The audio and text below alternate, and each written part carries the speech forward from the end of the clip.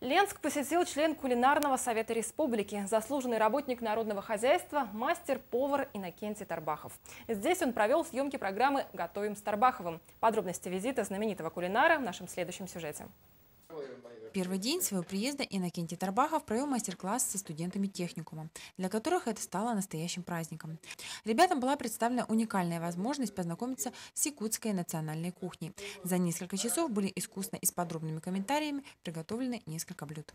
Второй день своего приезда Иннокентий Иннокентьевич посвятил базе отдыха «Жарки». Я прибыл по приглашению Мурашовой Ирины Александровны. Она давно хотела, чтобы из Ленского улуса кто-то снимался «Готовим с Тарбаховым». И по программе мы три передачи уже мы сняли.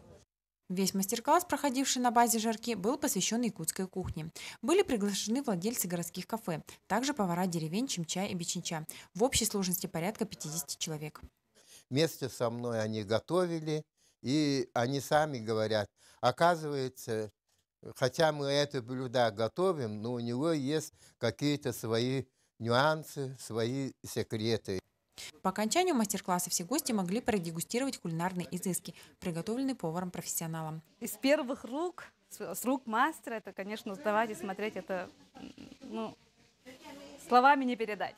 Для меня узнать новые какие-то рецепты, как правильно он какие добавляет ингредиенты, это как бы самое для меня открытие, так скажем. Потому что когда читаешь книги, это совсем другое, а когда ты уже видишь и уже по-другому, конечно, это все воспринимаешь. Также Иннокентий Тарбахов выразил всем свою благодарность за участие в данном мероприятии в виде сертификата участника мастер-класса. Светлана Балеева, Денис Семенов, Новокасаха, Ленск.